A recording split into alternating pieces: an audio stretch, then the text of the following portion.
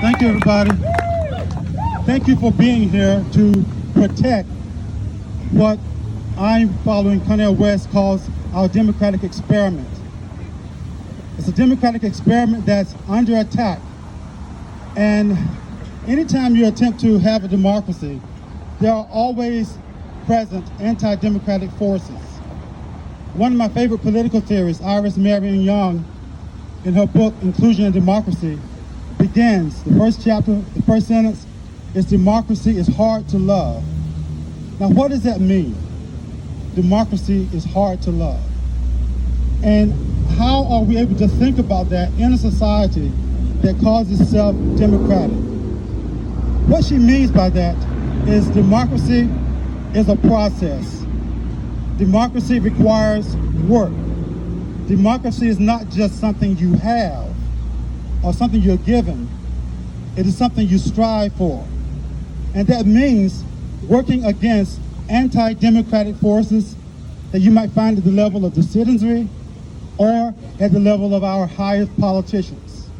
Now, they're all, at every level there's a threat to democracy in our society.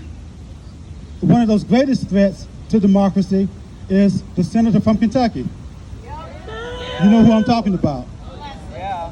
It's funny to me that someone who is a political leader refers to himself as the Grim Reaper, and he thinks it's funny. Okay? He's the Grim Reaper because he knows that his desk is the place where policy that is written for the people, goes to die. Yeah, that's right. And the policy that is written for the people goes to his desk to die. The question is, what side is he on? What is his position regarding democracy? So these are one of these anti-democratic forces. There are many. He has a team. He has partners.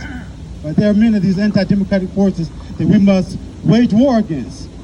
Right now in our state, the state of Kentucky, 37% of Kentuckians are in poverty or low income. Where is Mitch? Where is Rand Paul? People are suffering and unable to afford Medicare. Where is Mitch? And for the Kentuckians who are in poverty, for the Kentuckians who are struggling with Medicare, for Kentuckians who are struggling to educate their children, for Kentuckians who, when they get their paycheck, because they're not making a living wage, they have to sit down at the table and decide whether they're going to pay the light bill, buy groceries, or pay for insulin. Where is Mitch McConnell? Has he been talking to those people? We're in a country right now, the United States of America, where almost half of the population is in poverty or low income. And we're on track to become the richest and the poorest country in the world at the same time. That is, we have more wealth in this country than in any other country in the world. But that wealth is concentrated in the hands of a small part of the population. And the gap between the rich and poor is continuing to grow. We cannot have a democracy when the focus is on the haves and we simply forget about the have-not. Democracy requires health care for all. Democracy requires a living wage. Democracy demands that our political leaders face, talk with, and help their constituents.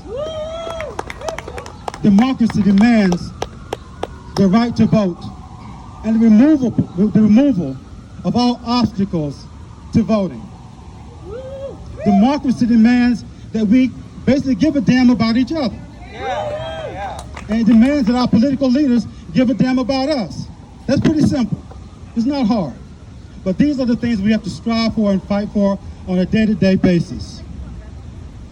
I'm here to represent the Poor People's Campaign, so let me say a few words about the Poor People's Campaign, a national call for moral revival. This movement is actually a continuation of the movement started by Martin Luther King Jr. in the late 60s.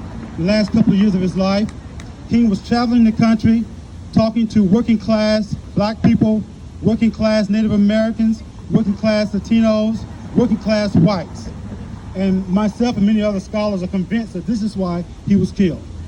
That if you can bring people together across the color line, regardless of race, regardless of gender, regardless of sexual orientation, something has to change. And I'm happy to see such a diverse group here now, because this diversity represents America.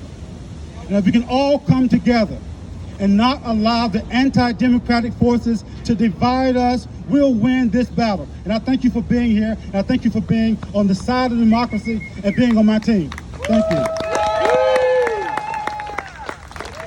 Very well said, Dr. Farr.